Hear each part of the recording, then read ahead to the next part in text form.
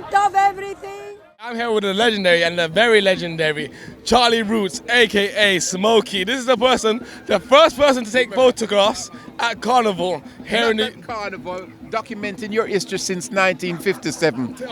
Well, even bigger. When we used to live in a one room and everything, but at the time the institution couldn't believe it. So part of London? West London, Notting Gate, when it was a Lapper Grove. I just had to say that because that's my part of London still. Big up West London quickly. When it was a ghetto. Now it's all been gentrified. It's all very nice, don't you know? Yeah, we can't afford it. Of course. I have to live in a Mitch, I'm sorry now. It's all right if I speak in a dialect because one of the things when I do interview, we're coming up to the 6th generation now, and you know some of the people them can't communicate with them grandparents. They don't know patois. No, seriously, it's a very big problem. It's a big problem. And when you start talking, broken English, it's a loss of identification. Welcome to multicultural Britain, yeah? Because definitely. If you can understand the Irish accent and the Scottish accent and the Northern English, it's about time you understand Fui accent. Because since nowadays you can go in the English house and show good race relation and put on Bob Marley. Indeed. Don't worry about a thing, because everything is going to be all right. So that's where it starts. That's them, 100%. Now I was going to say, even that point right there, how important, that's so important actually for the youth, and so many people actually, they don't actually pass that down, that culture of patois down to the young people, and actually even some young people, I remember when I was young, my accent wasn't that great, and people were trying to shame me out, don't speak like that anymore. It's like, no, actually you should be teaching the people and actually instilling it, because that's actually part of our culture. And like you're saying, we can't get the 6th generation and lose that completely. Well, it's so sad because some of the young white people them now understand Fui accent more than the black kids. It's sad, yeah? Them hang on to it, and you can say part of the culture is disappearing to other people now, and we're not preserving for our own. That's how I feel personally. All right, before I get carried away, let me just get down to the essentials and the truth. Tell the people a little bit about yourself. You've been documenting our history and our culture here in the UK since 1957, if you put. Yeah. Tell me some of the biggest highlights and some of the biggest No, things. well, I document the race riot when we used to live in a one room, when we used to get police harassment, when we used to go up on demonstration, but nobody wanted. And the whole problem is the institution over the last 40 years suppress it.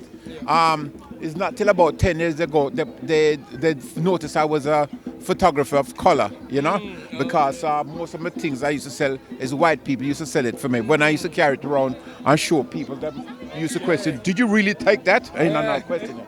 So, this is part of history. So but things was on the bed and in the may I think for 40 years. Wow. So when Black History started, they wanted something black for put on, and this is how them rediscover me. Here I am. So right now, I've got 2 exhibitions, funny enough. One in France at the Museum of the Immigration, but there's a big one I've got now where some of my work is in the Get Up Stand Up exhibition in Somerset House. So go and see. Go check out Somerset House. Yeah, and on the 21st of August, they invite me to do a meet and greet so I can talk about Fui history. Because one of the things is our history, our documentation has always been done by outsiders. But my one them have to accept it's real and it's a part of London history, whether you like it or not. 100%. That is massive. That's amazing. And tell me, how do you feel about today and the Reparations March in general? Well, I have to support Reparation March because it's about time we make a stand. And I hope it will bring the institution to their senses to know that we exist. I think now it's about time we should start finding a new homeland, and we should get compensation, and those who wants to leave and start a new life on the African continent should head for that. 100%. That's what I think personally, yeah? No, I agree with you. I think we talk about reparations, but we forget sometimes there's a second R that comes with that. Homeland, like repatriation. Like they find for the Jews, and and like what Australia is and New Zealand is, somebody find a land for themselves. It's about time from the diaspora we find our own new homeland. That's how I feel. Definitely. I suppose I just had to ask you this one last question as an elder and everything.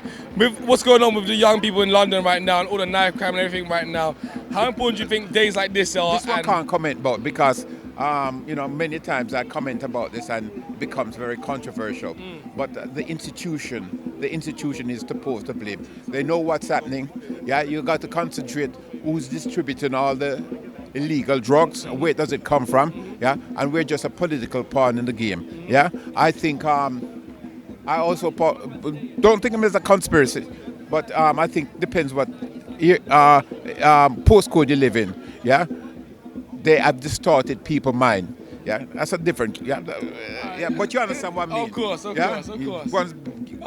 a good answer already. No, but something is happening scientifically that we don't know about. Distorted the human mind where they can't think anymore. Yeah. Well, that's why it's important. You have to look at it from a scientific point. It's 100%. Just crime against Brock. Definitely. Any famous people that you shot? The last thing. Most famous people you shot. I know Muhammad Ali's in there. Muhammad Ali. I lost my Jimi Hendrix collection, them thief that. And most of my, I used to do like the La Dolce Vita era. I've shot everybody, but at first they didn't believe it was taken by a photographer of color. But now I've got some of the negatives, and they brought me out of retirement to finally show some of my work, which was well overdue. Yeah, this exhibition, where you see some out, it's 40 years too late. 100%, yeah. 4 years too late. So make sure. 40 years too late. Make sure you go down and check that out. Yeah. And Somerset House. Get Up, Stand Up. Get Up, Stand Up exhibition. Make sure you go and check it out. Nice one, yeah. And if you want to find out a little more about your work, is there any way you can go and look or check? Well, you can look for me. You can Facebook me, and you can look for my website, Charlie Roots Archive. Yeah. There you go, Charlie Roots Archive. Big up, Smokey. Just Google me, or just Google me at Wikipedia me or something. Just Google him. People write about me all the time, you know. Big man, yeah. Yeah. Trust, respect, yeah. Nice one. Thanks a lot. Yeah. Love for that, yeah. Nice one. Keep the culture alive. Of course.